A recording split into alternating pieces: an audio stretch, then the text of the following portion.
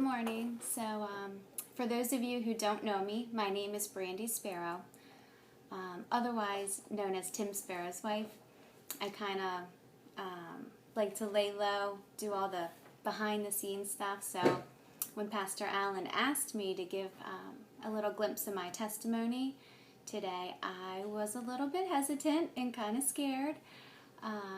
So I chose to do a video instead of standing in front of all of you. So I'm just really hoping that God will speak through me and give me the words to say. I'll start with my background. I was born here in Delaware.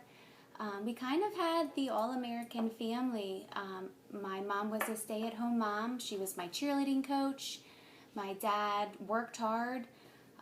He was my softball coach. You know, we certainly weren't wealthy, but we never did without. So it kind of just seemed like, you know, we had the perfect family from the outside.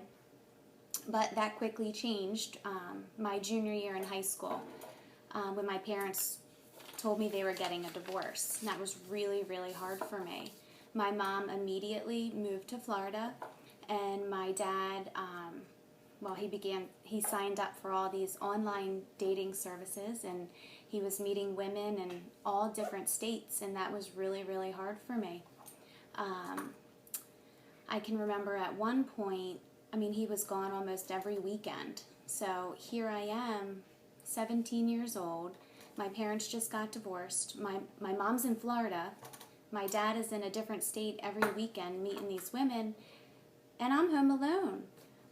I was angry. I was just confused and sad and scared, but I was really lonely.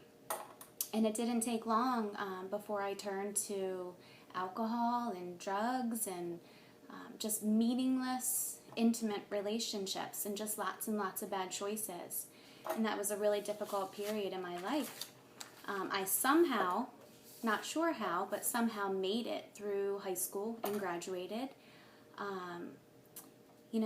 I was a class president. I got straight A's, and then here I am my senior year just struggling because of the choices that I made, and that was really difficult.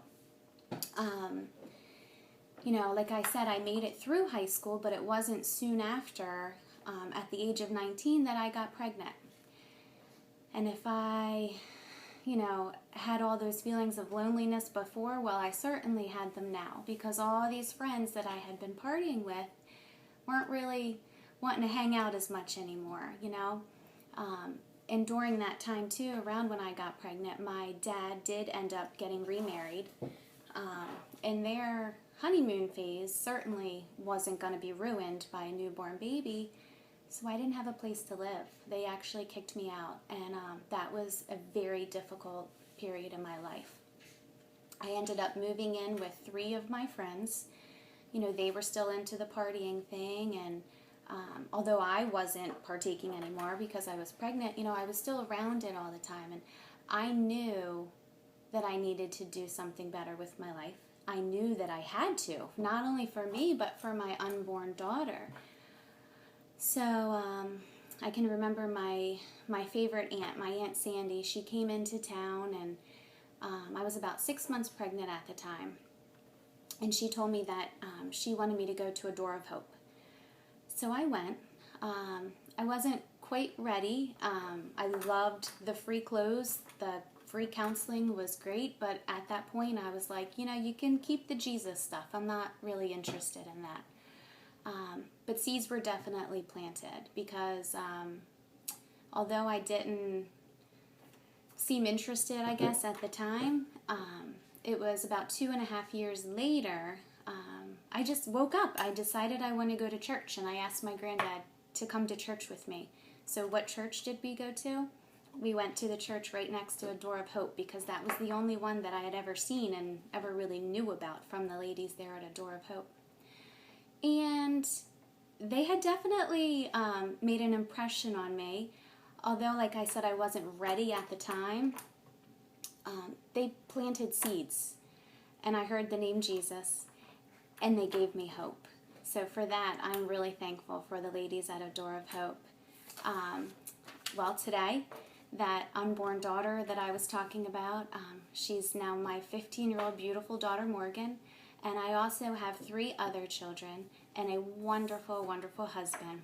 But most importantly, I have a Father in heaven who will never forsake me. He will never abandon me, and he will never ever leave me.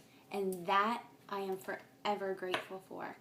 I am so honored to be such a big part of a church that supports a Door of Hope, because they help girls like me, the 19-year-old girl who was scared, who had no place to go and just needed a little bit of hope. They gave me that hope, and I am forever, forever grateful. And I'm also grateful that today I can say that Jesus is my Lord and Savior, and all those mistakes I made in my past, God has no record or account of. He's forgiven me for all of that. I don't have to live with shame or guilt. I know that they were bad choices, but when I asked Jesus into my life and told him that I would follow him regardless, that's all been washed away. So thanks for listening. Sorry if I babbled on a little bit, but yeah, a Door of Hope changed my life.